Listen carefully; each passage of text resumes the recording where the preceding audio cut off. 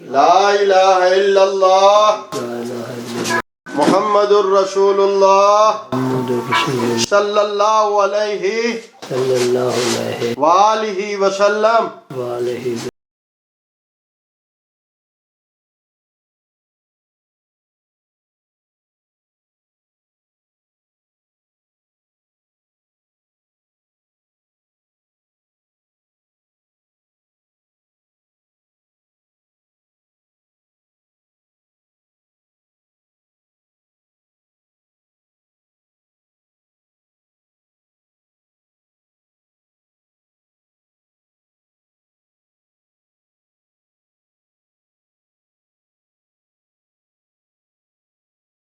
کوئی معبود نہیں اور حضرت محمد صلی اللہ علیہ وآلہ وسلم اللہ کے آخری رسول ہیں. یہ وہ مبارک الفاظ ہیں جو محمد اقبال صاحب نے اپنی زبان سے ادا کر کے اپنا تعلق گنبد خضرا کے فیضان سے جوڑ لیا ہے.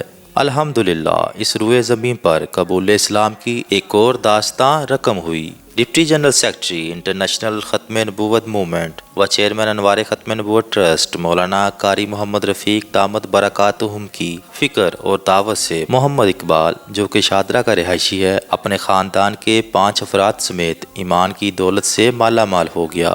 قبول اسلام کے موقع پر مولانا قاری محمد رفیق دامت برکاتہم نے نو مسلم محمد اقبال صاحب کو مرزا غلام قادیانی کی کتب سے نہ صرف مرزا کی گستاخانہ عبارتیں دکھائیں بلکہ مختلف مواقعوں پر مرزا کی جانب سے کیے جانے والے متضاد دعووں کی تحاریر بھی دکھائیں، جنہیں دیکھ کر نو مسلم محمد اقبال صاحب کا کہنا تھا کہ قادیانی جماعت نے ہمیں ان کتب اور تحاریر سے دور رکھا ہوا ہے. کوئی بھی سادہ لو قادیانی ان تحاریر سے واقف نہیں ہے. ان کتب سے دور رکھ کر قادیانی کرتا دھرتا عوام کو دھوکہ دے رہے ہیں. قبول اسلام کی دوسری مبارک سعادت لاہور کے رہائشی علی شاہد صاحب کو نصیب ہوئی. یہاں بھی انوار ختم نبوت ٹرسٹ کی شعبہ دعوت کی ٹیم نے نو مسلم بھائی علی شاہد کو مرزا غلام قادیانی کی گستاخانہ عبارات دکھائیں، جنہیں دیکھ کر علی شاہد اپنے خاندان کے 5 افراد سمیت قادیانیت سے تائب ہو کر ایمان کی روشنی سے منور ہو گیا.